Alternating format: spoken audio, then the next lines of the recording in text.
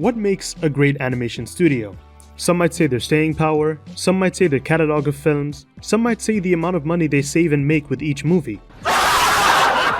But personally, I feel like what makes a good studio is their uniqueness, how they manage to stand out above the crowd between the big dogs and the cheap as hell bargain bin movies. That's where Bluesky Studios lies. Who would have guessed that this little animation startup, which began all the way back in 1987, would have once been known as one of the biggest animation studios out there, from getting their start in making TV commercials to making a greatly known multi-million-dollar franchise, as well as a lot of amazing films in their own right. They had the potential to go against the titans of the animation industry, but one of those said titans snuffed out that potential before was fully uncovered. And that there is what we're here to do today. Joining me are 10 other majorly talented associates of mine as we share our thoughts on each of the studio's endeavors. Now, it should be known that for a video of this size, I won't be going through the history of this company, because if that were the case, then we'd be here all day. Plus, that really isn't my forte on here. There's tons of videos that cover that already. This is only about the movies and what we as reviewers think of the legacy this company's left behind. Some are good, some are bad, some are, well, you're just gonna have to find out. Welcome friends, fans, and animation heads as a whole to Remembering Bluesky Studios.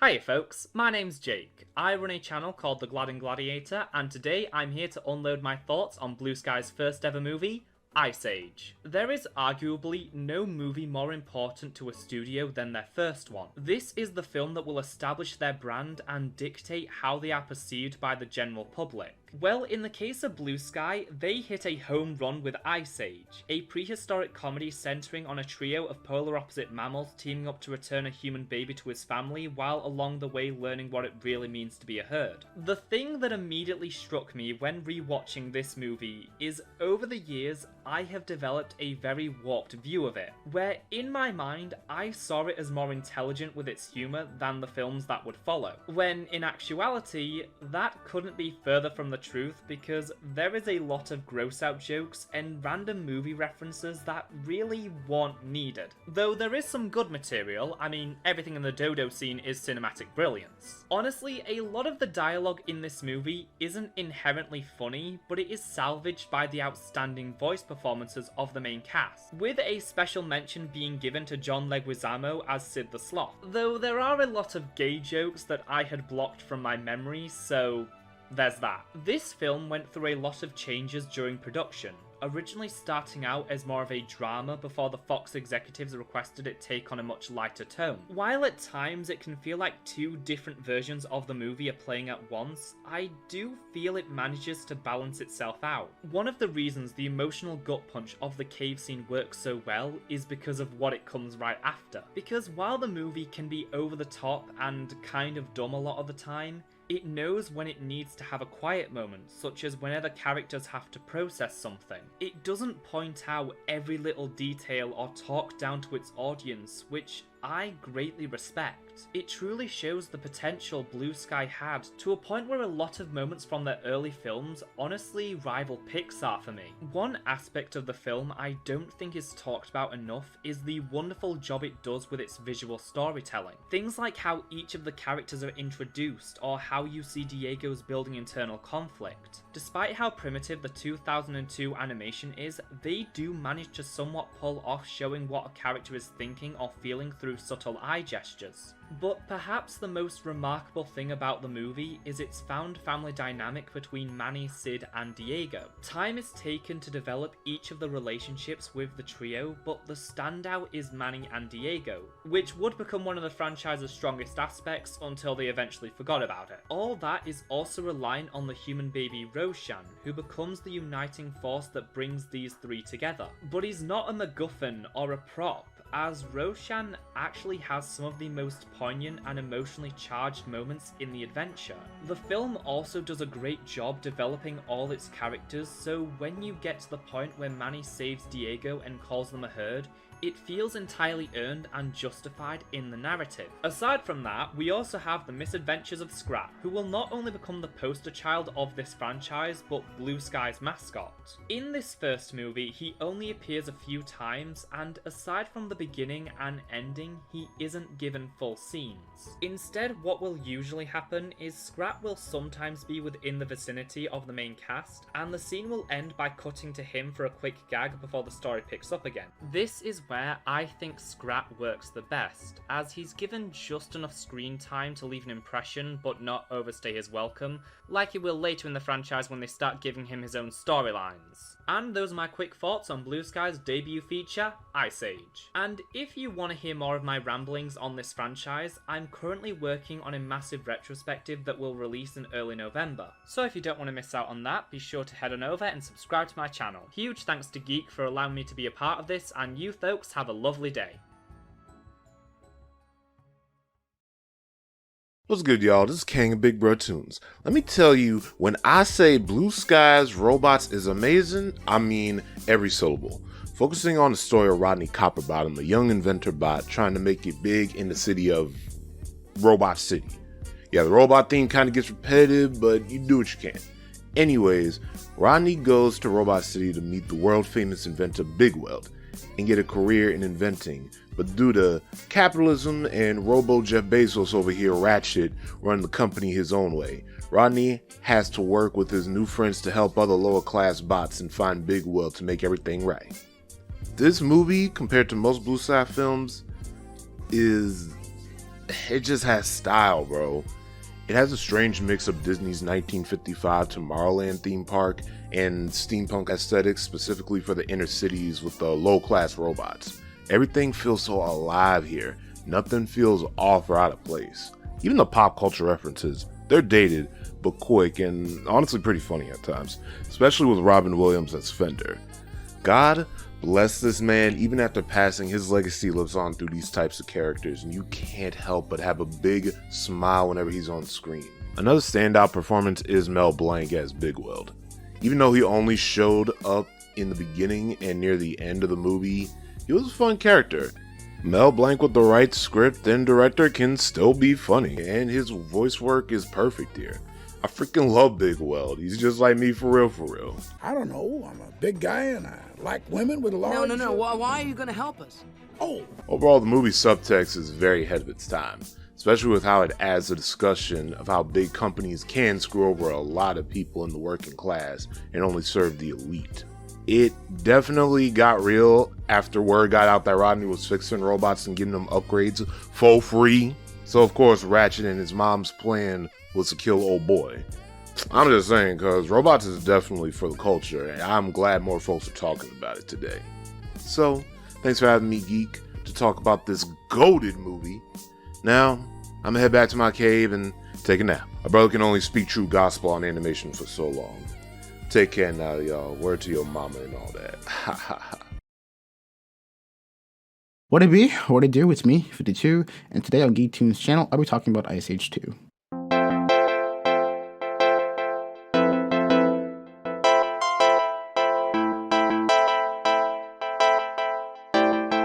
Ice Age 2 is the sequel to Ice Age and was released on March 31st, 2006 as the third film in Blue Sky's filmography.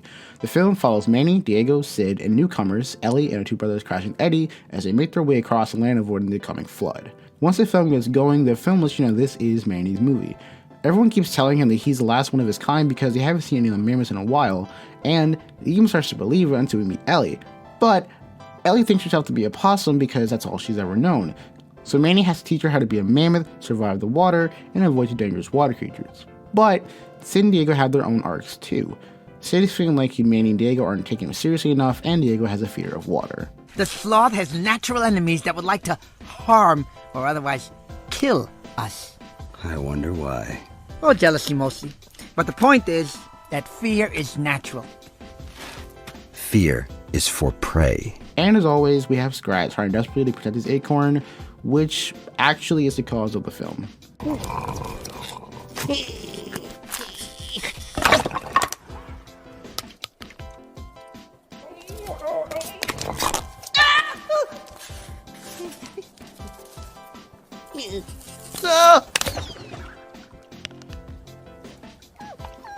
Guys, this might be the best Ice Age movie in the whole series.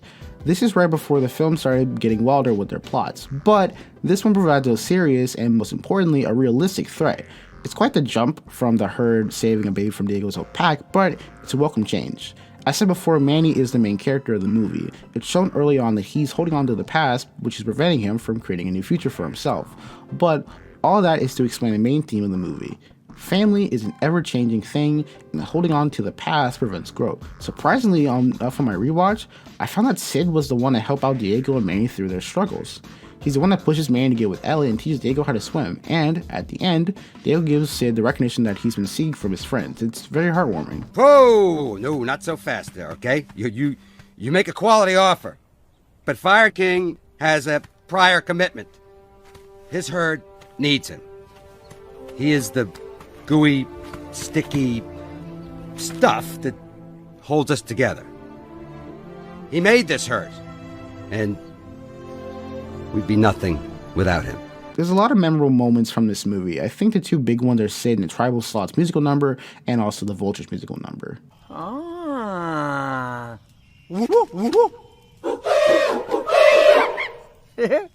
Waka waka waka waka. Just picture a mammoth steak, fried, roasted, or stewed. Oh, food, wonderful food, marvelous food, glorious food, glorious food. Also, another thing I didn't realize was that Scrat dies at the end of the film until Sid just brings him back to life. I saved you, little buddy.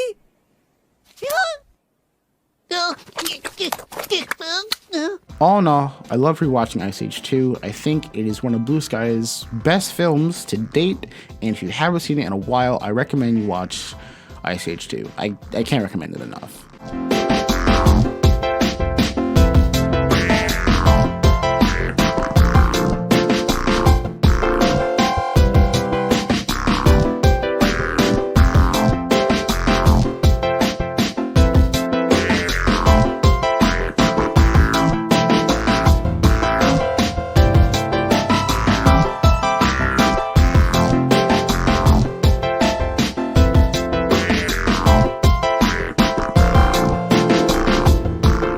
All right, well, that's my segment. Subscribe to me. I make some pretty cool stuff, and yeah, thanks for having me, Geek. Oh shit, time for the annual GeekToons does a collab talking about a movie or something, so you already know how to jump into this project. But anyways, hey, my name is Manuel D, and today I'm going to be talking about the Bluesky movie, Horton Hears A Who. Now, it's well known that Dr. Seuss books have it pretty rough when it comes to its modern animated counterparts, but hey, I remember liking this movie a lot when I was a kid, so maybe it holds up pretty well. So with that said, this movie's boring. And it still is the best movie adaptation of a Dr. Seuss book. It's kind of sad if you really think about it. The story of the movie remains faithful to its book counterpart. Horton the elephant finds a flower with a speck, but in the speck lives an entire civilization of people called the Whos, and then wacky hijinks ensue as the audience learns the lesson that a person's a person no matter how small. Now, the original Horton Hears A Who book was no less than 50 pages, and they managed to make a film adaptation that's almost 2 hours, so of course creative liberties needed to be made, and they don't make the movie any better, really. The whole Mayor of Whoville subplot with his son just seemed really shoehorned in. The villains are just one-note predictable and boring. Like, the kangaroo lady is basically just a typical Karen. The vulture was just there, I guess, and the Council of Whoville had some potential being interested, but they just ended up not doing anything. There's a lot of jokes and slapstick in the movie, but they somehow managed to be really unfunny. Like, how the fuck do you have a movie with Jim Carrey and Steve Carell being the lead actors, and it still manages to be unfunny? That physically seems impossible, but this movie just ends up doing it. However, this movie really isn't all that bad though. The animation still looks pretty good. I especially really like how lively the characters move in this, and the writing isn't as bad as The Lorax or The Grinch. But at the same time, I kind of wish it was, even though both movies are technically worse than Horton. I mean, at least with those movies, people still talk about it because of how badly a disaster they ended up being. But with Horton, it just ends up being boring. I don't think that this movie's really that bad. I mean, it's definitely far from being one of Bluesky's worst films, and I don't even think it's the most generic and boring film they've ever made. But, you know, you'll learn about those films later in this video. Overall, I really don't care about this movie. Like, I'm literally trying to come up with stuff to say about this movie. It's just really, really boring. I wouldn't really recommend checking this one out, but if you're interested, go ahead, I guess. Like, it's not terrible, but, you know, you're better off watching other Blue Sky movies. So yeah, not really much to say on this one, because, like, that's about it. Yeah, I really didn't have that much to say about this one, but yeah, that's about it. This has been Manuel D, and now on to the next person talking about the next movie, I guess. Alright, looks like I got Dawn of the Dinosaurs. Fam, I feel so old saying this, but I remember watching the trailer for this movie when I was like 8 years old. I didn't see this movie in theaters, but I definitely had that bootleg DVD. You are living right if you never grew up with at least one or more bootleg DVDs. Anyways, I remember loving this movie as a kid, so I kind of went into this expecting this to still be a banger. Sadly, while I don't think the movie is bad, I think it's fine. I do think this movie has some of the best scratch slapstick in my opinion. Besides that, I don't like seeing most of these characters act out of character. Like when Sid is taken away, everyone except for Ellie is a jerk to this dude. Especially in this scene where Manny is pissed at Sid for messing up his daughter's playground. Not only that, I don't like these characters having side stories. Like I can honestly care less for Diego's side plot. I think Buck is a cool character. Not cool enough to get his own show, but whatever. Yes, I know this is short, but Dawn of the Dinosaurs is just fine. I wouldn't get mad at someone to put this on, but I'm not really eager to see this again. Well, I guess I'm up next. Let's see what I'm covering. Huh. Well, that's interesting. Yeah, they can work with this.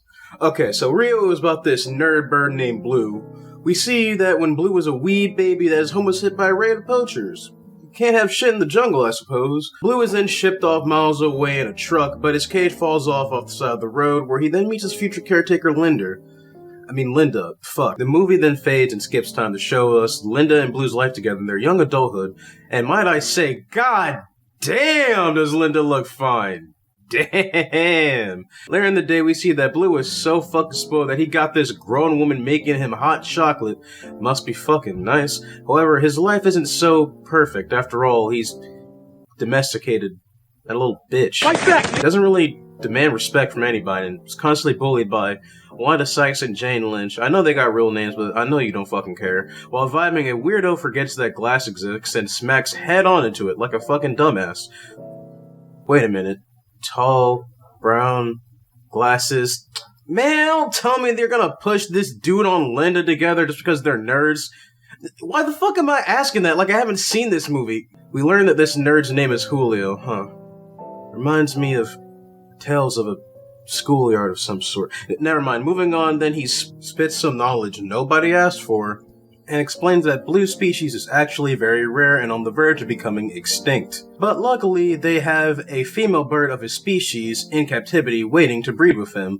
Only problem is, he lives in Minnesota, and they have her in Rio, and these two don't leave their fucking house. So obviously they decline. But then they sleep on it and then completely go back on it and say, yeah, we'll fucking go to Rio. Lucky son of a bitch, Blue. First he gets a fine-ass owner, now he gets a paid vacation where he literally is getting laid. Like that, nigga! Man, I hate this fucking movie. Oh yeah, the movie also exposes Blue for not being able to fly. Dang, bro, and I thought I was a letdown to my ancestors. Later that night, after obviously agreeing to take Blue to Rio because, you know, this movie needs a fucking plot, they go and take their flight. And then after a short little compilation of them getting ready and going to Rio, and on their way to Wildlife Preserve, they run into a little bit of a roadblock. It's because the carnival's happening. Not a carnival, carnaval. It's like a big event in Brazil. It's like Freaknik, but in South America. It's literally like a week-long festival where everybody gather around to celebrate and bust it down sexual style. All in the name of something I was too lazy to look up on Wikipedia. Sorry, geek. But enough of that bullshit. Jamie Foxx and will.i.am is here. I mean, Nico and Pedro is... No, I fucking don't. I'm not gonna call them Nico and Pedro. I'm gonna be real, for the rest of the review, I'm gonna call them will.i.am and Jamie Foxx. We good? Yeah, we good. Moving on. The two celebrity voices greet Blue and welcome him to Brazil. Blue tries to speak Portuguese at him, but they don't quite understand, and they are very confused because he looks like a local, and they're very weirded out by the fact that he's not. Get it? Because he's not. Because he's from here. He got kidnapped, but Blue was a baby, and he doesn't know that. Again, moving on, Blue tells him about his fucking internal booty quest to save the species of his kind, and will.i.am and Jamie Foxx pretty much tell him to get ready for the ride of his lifetime because Brazilian women breed crazy. They also tell him some bullshit about being more confident and whatever. You've seen this bullshit before. Alright, I'm bored of the scene, we're moving on. Alright, at the wildlife preserve, Julio then explains all the dealio about this place. About he's dedicated his life to saving wildlife, more specifically birds, protecting them from poachers, saving them from homes, this, that, and the third, you get it. He a nice guy, he lanky, he a nerd, he looked like a Tumblr sexy man. I'll see this beat up cockatoo that's definitely not a villain later on, I'm totally lying to you by the way. And skipping on a little ahead, we have Blue being shoved in the cage to meet the new female, whose name is Jewel. And for some reason they're playing Lionel Richie. I mean, I'm not complaining, but, like, it was funny. I'm pretty sure it made all the black old heads laugh. It sure as hell made my dad laugh. Either way, you get the picture. The same thing kind of happens with Jamie Foxx and will.i.am. He gets introduced, he all confused, she thinks that he a local, but he's speaking English, whatever. They have their little back and forth, they obviously hate each other right now. So they say, damn the sex, and just go their separate ways and sleep in the cage. Well, Blue sleeps in the cage while Jewel works on escaping because she don't want to be here. Because, surprise, surprise, a wild animal in captivity don't want to be in fucking captivity. Well, too bad for both of them, because while this is happening, the bad guy's making their move. See, this white cockatoo that I totally lied to you about that wasn't a villain is actually a villain, and he totally filters that big nigga that looks like Anthony Anderson. Rest in peace, big nigga that looks like Anthony Anderson. He had some cool dance moves. Also, while this is happening, Julio and Linda are on a date, and, well, it's going as well as you'd think a date in this type of movie would go. It's going kind of well. It's funny. It's awkward. Like I said, they're both nerds. But on the date, Julio gets notified that there's a break-in at the wildlife preserve, but they get there and it's too late. The bird's already taken. Good job, guys. Wait a minute, are you serious? Was there actually only one big nigga as the guard? You have, like, so many extinct birds in this bitch. And you only got one dude? Man, y'all suck. Either way, back at the bad guys' hideout, we're introduced to the bad guys, fucking obviously. The bad guys are as follow. This big guy with the dreads, named Marcel, his two underlings, Tweedledee and Tweedledum. No, those are not their names. I guarantee you don't care, because I don't. And then the old cockatoo named Nigel that we met already in the wildlife preserve. And also there's this little kid, but he's obviously not going to be a bad guy. I mean, look at him. His eyes are too big and wide and cute to be a bad guy. Obviously going to have a change of heart. Either way, skipping forward, and quick tangent, sorry if it seems like I'm skipping forward a lot, but to my understanding, there's gonna be multiple people in this video. I only have one section, and this movie came almost like over 10 years ago, so if you really want to see the minor details of this movie, go fucking log on to Disney Plus, or go pirate it, or buy it. I don't really give a fuck. Like I said, skipping forward, we see Nigel's badass fucking villain song. It's really good, it's a bop, and then they escape. But obviously not the smoothest way possible because we know Blue can't fly. Jewel doesn't know that he can't fly, but obviously he tells her during the chase scene to make shit more wacky and hokey and funny, and granted it was. But again, they managed to escape and they're in the forest, but they gotta tread on foot because, like I said, Blue can't fly. They find a random hut, treehouse, I don't know what it is. I have no idea why the fuck this place is even here. But they decide to stay here because Blue ain't one to sleep with a tree because, like I said, he's a domesticated little bitch. He don't want to stay in the wild. And honestly, I don't want to either. You seen the fucking spiders in this place? Goodness! The next morning we get introduced to George Lopez's character, Raphael, but just like will.i.am and Jamie Foxx, I'm gonna call him George Lopez for the rest of this review. Because it's fucking George Lopez. We all know who that is. I love that guy. You remember hearing his theme song at 6 a.m. at Nick at Night? I do. George Lopez then tells us he knows a guy that can get the chain off of them so that they'll be able to separate and go their separate ways. But he lives in the city, not in the jungle, so they need to head back to their way there. On the flip side, we then see Nigel recruit some monkeys to go fuck up our protagonist. And after another badass fucking musical number, we can see that shit obviously did not work. After said badass musical number and badass fight scene, we are then seen on a train where Blue wants to get honest about his feelings, but doesn't know how to express them. He tries to ask George Lopez, will.i.am, and Jamie Foxx for help, and they try to help him out. will.i.am tries to sing him a song, and I don't know what the fuck this 100 gex sounding shit is, but Jamie Foxx tells him to turn that shit off and he sings some real shit. This shit's nice, it's beautiful, it's aesthetic as fuck.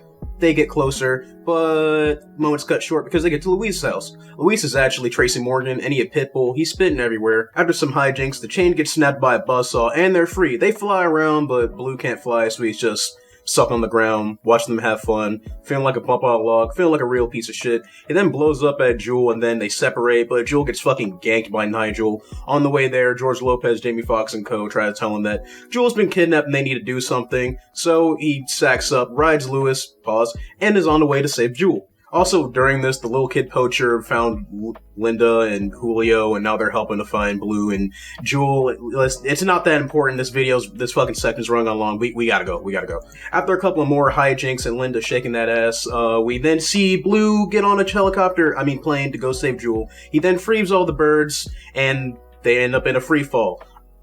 You're probably asking, how the hell are they in a free fall? Well, that's because Blue accidentally blew up the fucking plane trying to kill Nigel. He's not dead, by the way. He's in the sequel, but not like you care, or I care. After all, Rio 2's not my section.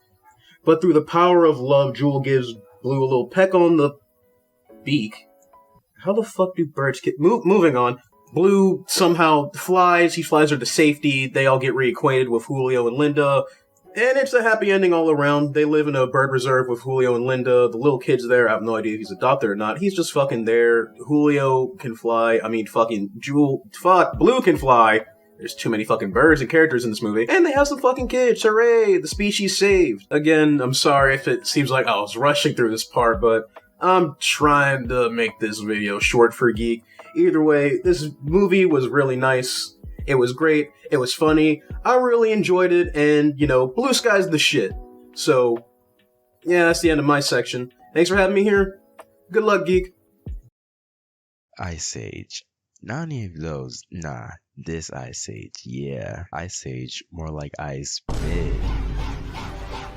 Now, obligatory Springfield Bob clip aside, I need to be honest. This franchise is never really something I like necessarily, or at least as much as the people around me. Personally, there are other stuff from different companies, or even just other Blue Sky productions that I took much more interest in, like Robots in the original Rio. However, I completely understand and acknowledge the impact the franchise has had on both the company and animation in general. However, in retrospect, the amount of films and expansion of the IP was an impressive feat for sure, but at its own detriment in the long run, which leads to this production, Ice Age Continental Drift. I did not sound excited saying that. And despite what I've said up to this point, I think I'm more conflicted on this film than anything else. Now, I actually remember having catched this movie a few times, mainly in the form of reruns on FFX. Back then, I relatively enjoyed my time with the movie. Nowadays, I'm not so sure. And I think my biggest issue with this film is how much potential and ideas are being put on the table just for them not to be fully realized. For my first example, this guy. As the main antagonist, I don't see any reason to view him as a threat other than the film saying he is, cause there's little to no demonstration of his skills as an individual, which would be fine if the film established the pirates as a collective that's always been together, but that's not the case. Like 35% into the film, we got this song that the crew sings talking the captain up, how he saved all these people quote unquote and etc, which I felt would work better if I saw more of Gut as an individual. What are his qualities? What are his goals? Or I guess more importantly, what about him makes him a formidable foe? And throughout the watch, I was really struggling to find a proper answer here.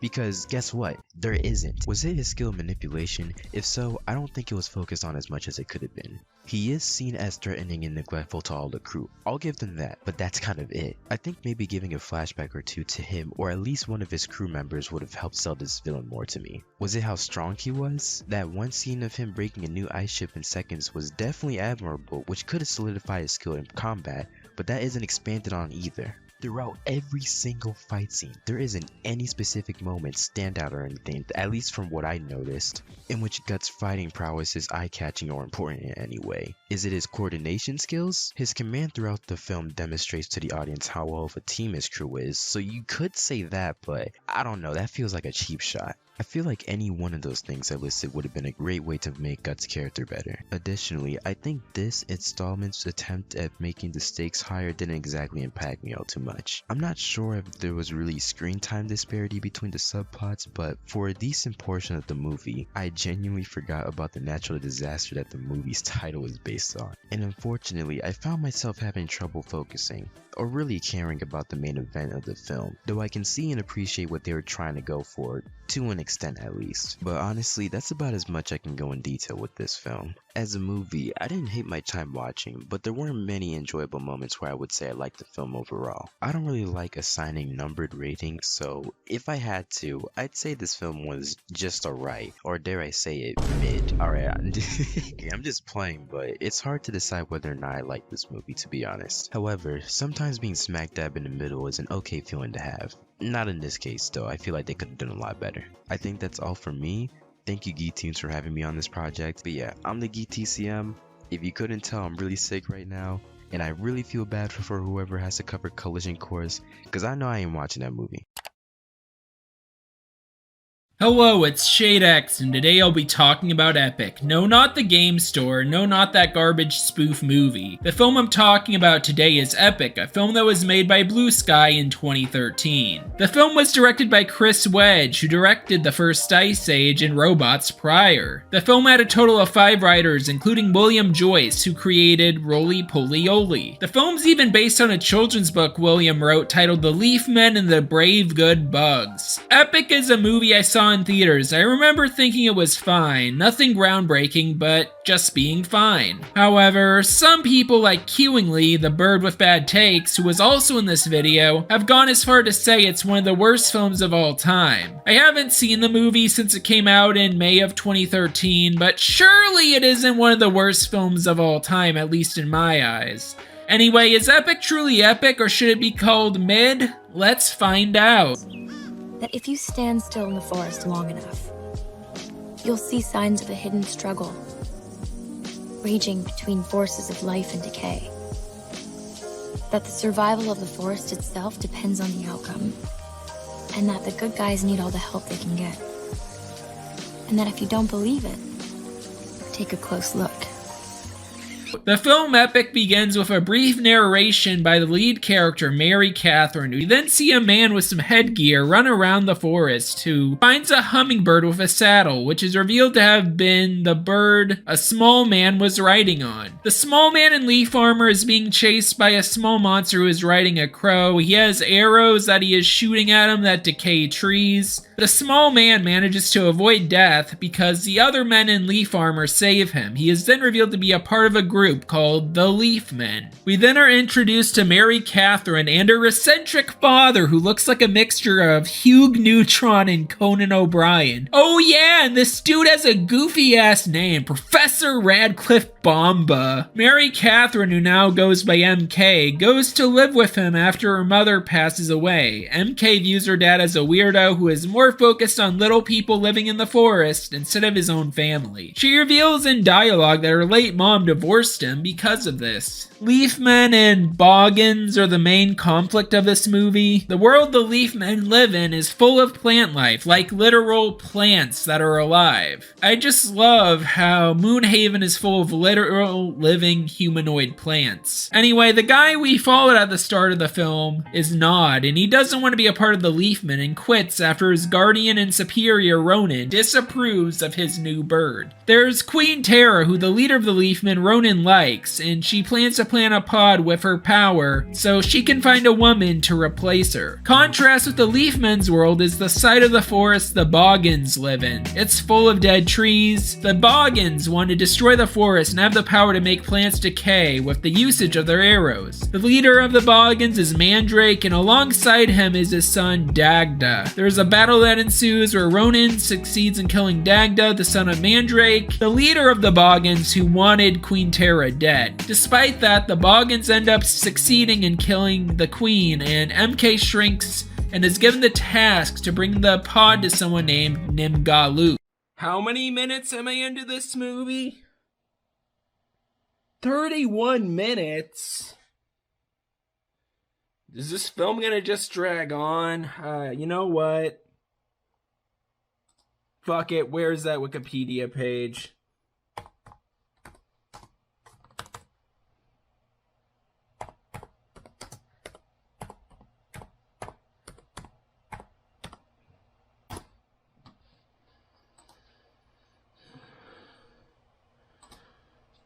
Alright, time to just copy and paste this into my script.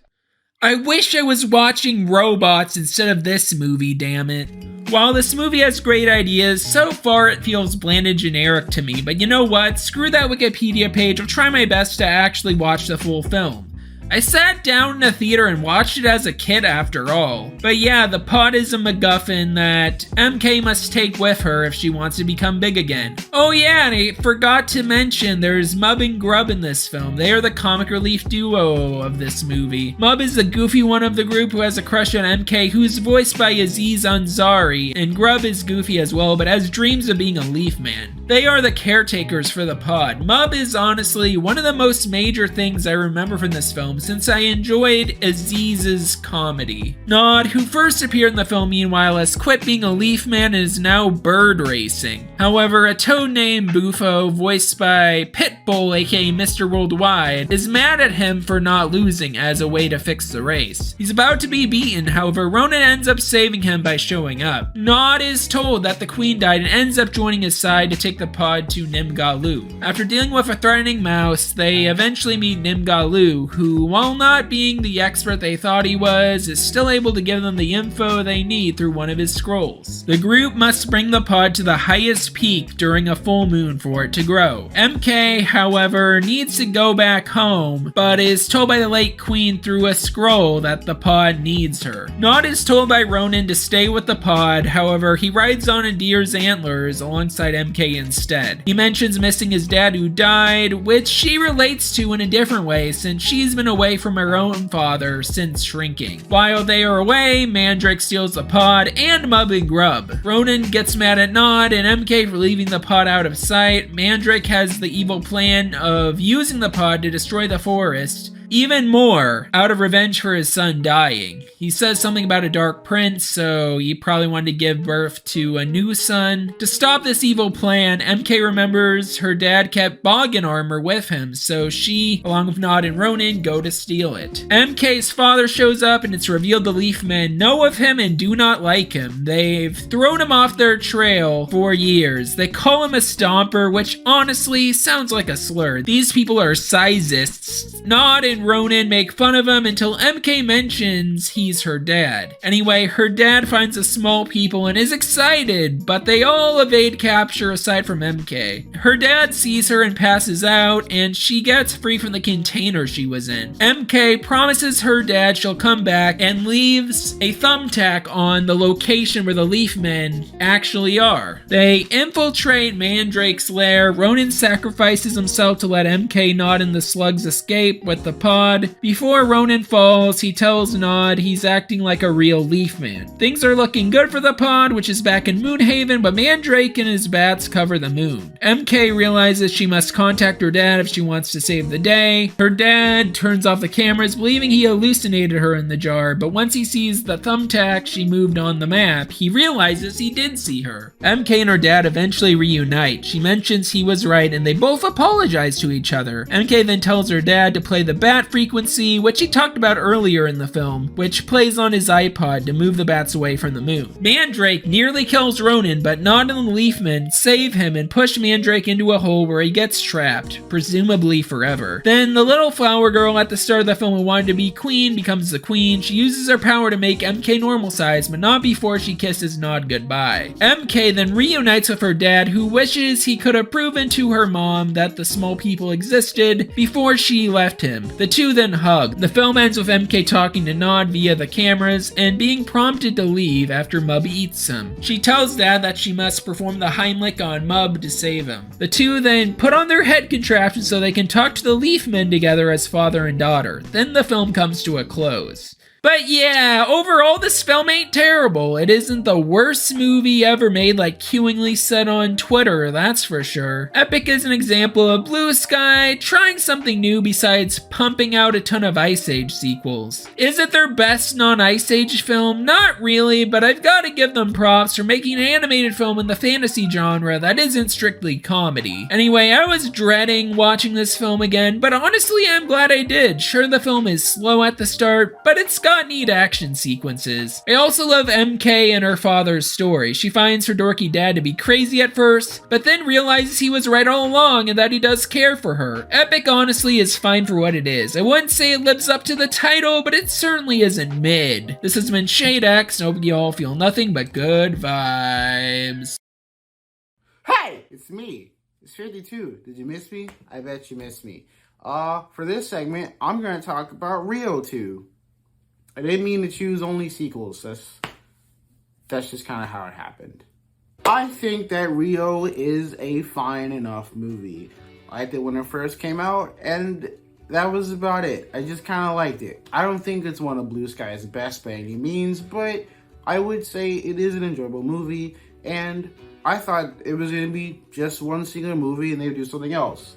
So come to my surprise when Bluesky announces they're going to make a sequel, and I'm like, I didn't think it needed a sequel, but okay, what do you got? When Rio 2 first came out, I really didn't like this movie. I ended up seeing it twice. The second time wasn't my choice, but the second time I saw it, I intentionally fell asleep in the theater because I didn't want to watch the movie again. That's how much I didn't like this movie. So then I had to watch it again for this. And I've grown up a bit since the movie has come out, a little bit. I've grown up a little bit. And I'm thinking, okay, I'm going to go into this movie, I'm going to try to put all that negativity aside that I first thought about it and just look at it from a new light. You know, maybe the movie isn't as bad as I thought it was. I'm sorry to say, I hate this movie even more than I did when it first came out. Blue has to prove himself to be a good husband, I think, somewhat, to Jules' dad, and also prove that he can be a member of the Blue Macaw tribe, because everyone in this movie is against Blue for some reason, just because of the way he was fucking raised. And it's really, really annoying. It's really annoying. I don't like this movie, basically because I think that everyone is being a real dick to Blue for absolutely no reason. Like, he is the odd man out in almost every single situation. Jules' dad is an asshole to him because he lived with Linda, but it's like, that's not Blue's fault. So he's a domesticated bird. He's gonna take things a little differently, and yes, he relies on human things because that's just the way he was raised. It's not his fault. You can't blame the bird for that. This movie's music is pretty good. Nothing too memorable that stuck out for me, but it is pretty good. But I was reminded when I was watching it that this movie, it feels like Sing, like the first Sing, where it's so hammy with its pop culture references when it comes to music, and I completely forgot they got a guest celebrity to be a voice in this movie, and once I saw him on screen, I literally screamed. The Bruno's Mars, bro! This movie is so awful!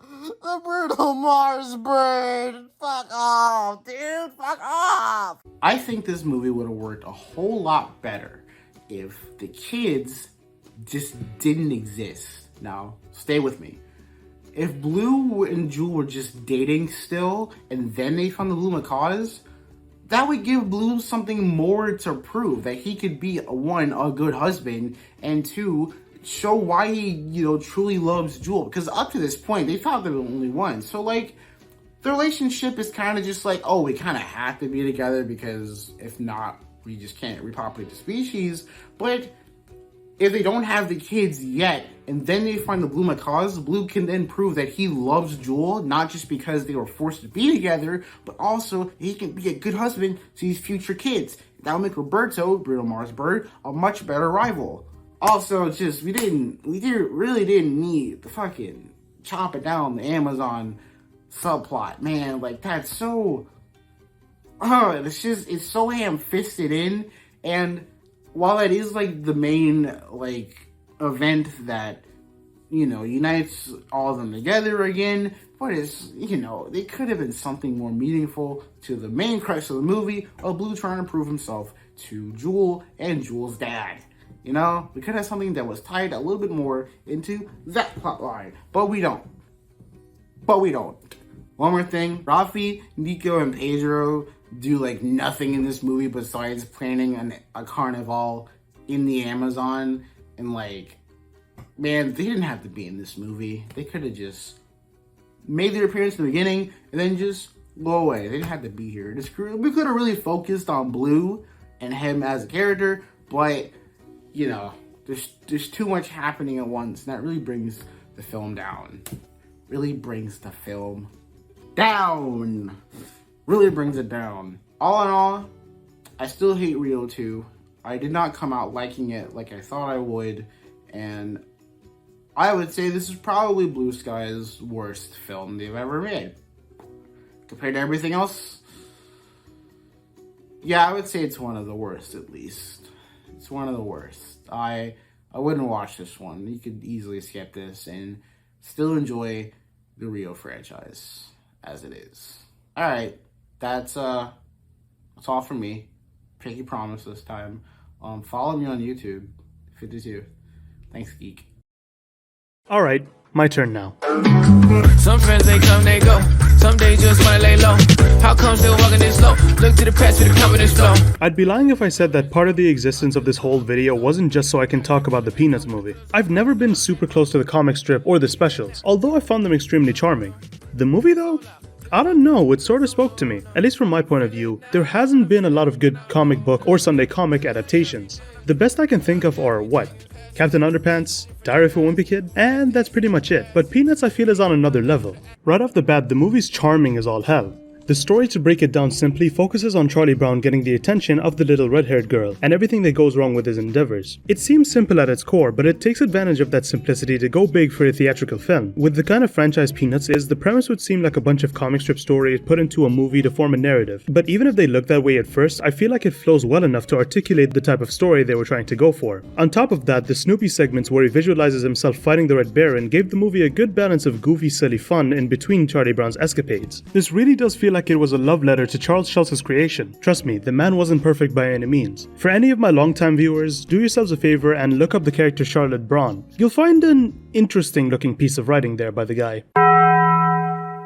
Anyways, looking at behind the scenes videos showed that the crew behind this took real good care of everything when it came to this thing's legacy. I feel like this, Spider-Verse, and Mitchell's vs. the Machines really helped with the push for more unique looking movies with differing styles. And not just the same Disney-esque princess look. Everyone from the cast like Charlie Brown himself, Snoopy and Woodstock, and the rest of the crew have their signature features fully intact, but with more detail now that CGI's in the mix. But it's not just visually where this movie thrives. The music, the sound effects, the adults sounding like trombones, Snoopy having the same recordings as his previous voice actor Bill Menendez, even having actual kids voicing the cast. It would have been so much easier to do half the work with none of the substance, but they buckled down on the quality and turned out a pretty good product.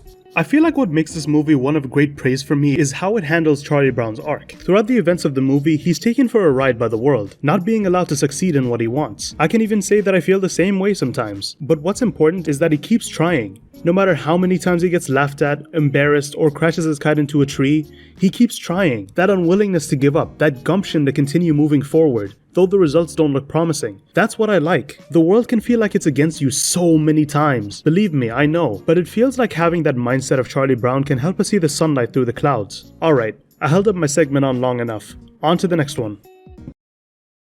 To me, Ice Age is a primary example of what happens when people do not stop while they're ahead. And what happens when Ice Age doesn't stop while it's ahead? Well, you get Collision Course. Ice Age Collision Course is, in my opinion, one of the most nothing films I've ever seen in my life. Everything in this movie amounts to nothing. The story, nothing. The character, zilch. The action, nowhere. The humor, trash, nowhere to be seen. This movie means nothing. Don't get me wrong, I love when a good or even decent franchise gets another movie in their franchise, but unlike Star Wars, Ice Age really doesn't have much lore, and it should have ended on Ice Age 4. And we all know that one bad step could lead to a fall harder than Mufasa's death in The Lion King. It's just sad because Ice Age had the chance to end off as a great franchise with Ice Age 4, but unfortunately, Ice Age pulled a Voltron Legendary Defender before Voltron Legendary Defender on the same year Voltron Legendary Defender came out. Sorry, Voltron fans. And that sucks because Ice Age had a chance to be a great franchise, but with the release of Ice Age 5, I don't know. It still is, but it's just, you gotta live knowing that Ice Age 5 exists. So, in conclusion, Ice Age 5 sucks, and I'm glad Scrat got his acorn in the end. That's probably the only good part, and it's not even in the movie. But yeah, until next time, thank you GeekToons for having me. This is Rod, and I'm out. Hello everyone, my name is Kewingly, or you can just call me Huey, and I fucking hated Ferdinand. The end. Mwah. Okay, kid, you got the job. Hold up, I was kidding. Slow down, slow down. Don't get your fucking SpongeBob tidy whities in a twist, you babbling babies. Yo, I'm sorry, Geeks fans. I'm kind of off the yerk right now, and I'm tweaking for real. Because this fucking movie was shit. Bluesky for the 50th time again. Who would have guessed? Ice Age mid, Rio mid, and performative War to Kiki Fofa. Oh, they made robots. And the Peanuts movie. And those Dr. Seuss movies.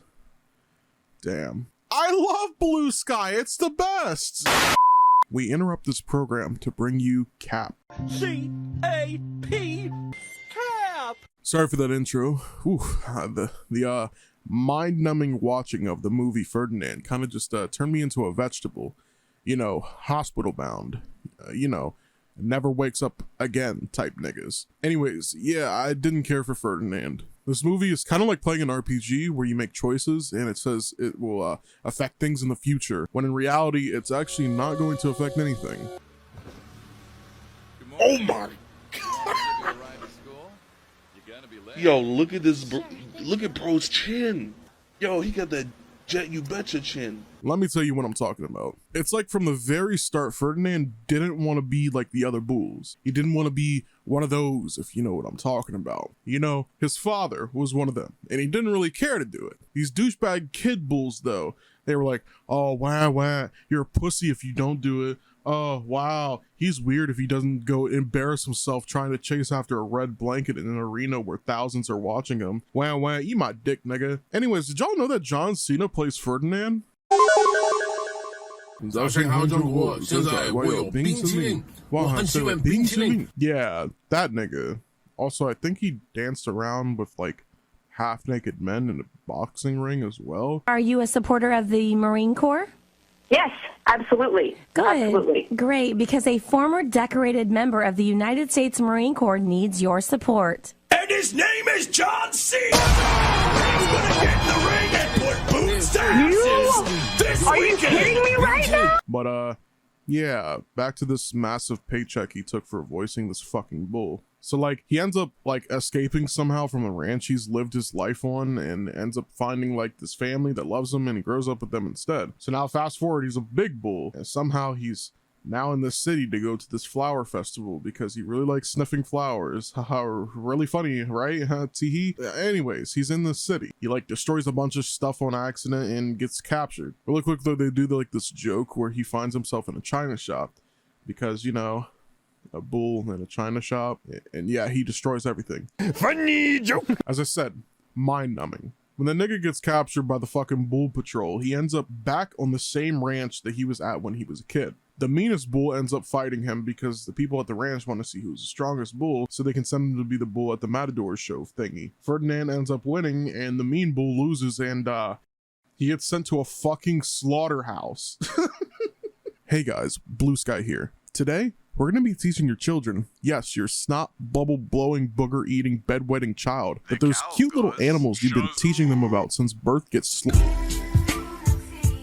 they can eat their processed to fuck chicken nuggies. You're welcome, parents. Be ready for a wild convo back at home. And yes, fuck you, eat a dick. Goofy ass nigga.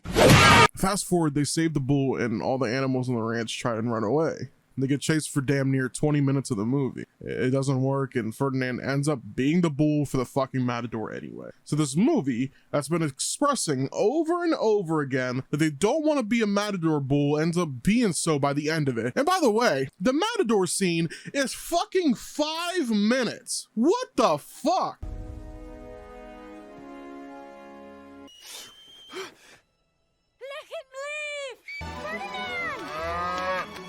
They've been building this like the Riddler has been building up the blowing up of the water walls around Gotham.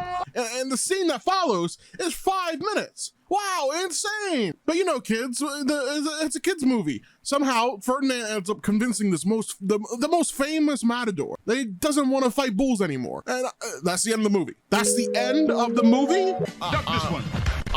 I'm flabbergasted. Wow, so, yeah. No, I'm never doing something like this again. And yeah, if you were the one who, on this collab, who stole robots in the Peanuts movie, fuck you. I had so many good jokes I thought about, and it got taken away from me. Fuck you. I'm just kidding. Please, this is a joke. I love you all. Thank you so much for Geek for having me on. Subscribe to me. Subscribe to Down Bad Boys, the group channel I help to run with niggas who are much more well-known than me. And, oh yeah, I forgot. Oh shit, I'm in a GeekToons video? Nigga, that's a dream come true. Say, listen. Don't worry, I got that nigga. He won't be bothering y'all with any more of his shitty ass takes. Mwah. Hello, Ramen coming at ya. You know, Bluesky is a company that has a lot of hits and misses. I mean, they're the company that milks Ice Age until there is no more milk left. How many Ice Age movies are there, Roger? 5! Damn it, this franchise could have stopped at 3. Die, Ice Age, die! You could have died! Why won't you die?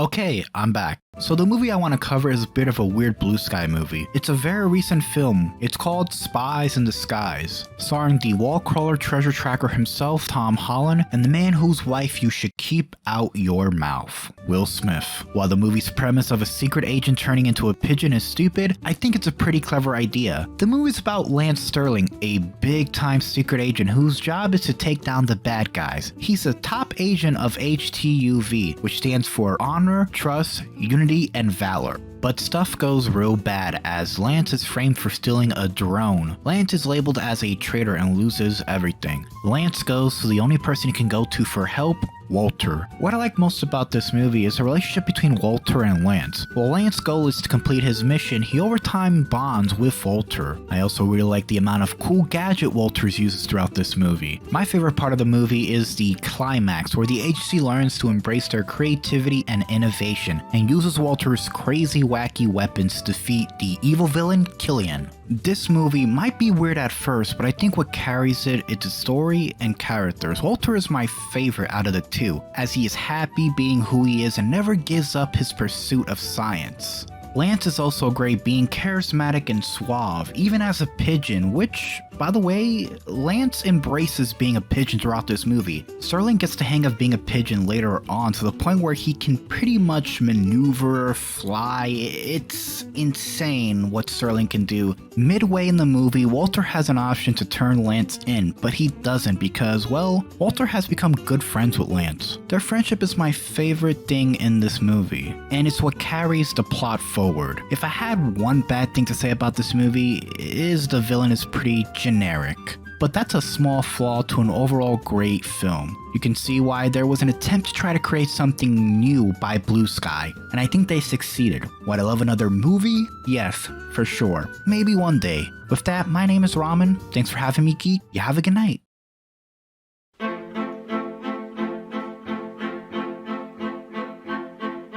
Either way you put it, the good, the bad, the ugly, I think it's safe to say that no two movies from the studio are alike, whether it be writing, casting, style, or genre. And besides that, you can't really admit that the studio was never good either. For every unneeded Ice Age sequel, there's an interesting Spies in Disguise. For every average movie like Epic, there's an extremely inventive movie like Robots. For every forgettable movie like Ferdinand, there's a Horton Hears A Who or a Peanuts movie. I guess what I'm trying to say is, as viewers, go and find more unique studios. The big dogs won't always release hit after hit, but if you look hard enough, you might find a bit of gold in the most unlikely of places. Looks like it's gonna be a great day today to get some fresh air like a stray on a straightaway. Hey you, got a light? Nah, a Bud Light. Early in the morning, face crud from like a mud fight. Looky here, it's just the way the cookie tear. Prepare to get hurt and mangled like Kurt Angle rookie year. The rocket scientist with the pocket wine list. Some even say he might need some psychiatrist. Doom, are you pondering what I'm pondering? Yes, why would the darn thing be wandering? She's just a foundling, barely worth fondling. My posse's on Broadway like Mama, I want to sing.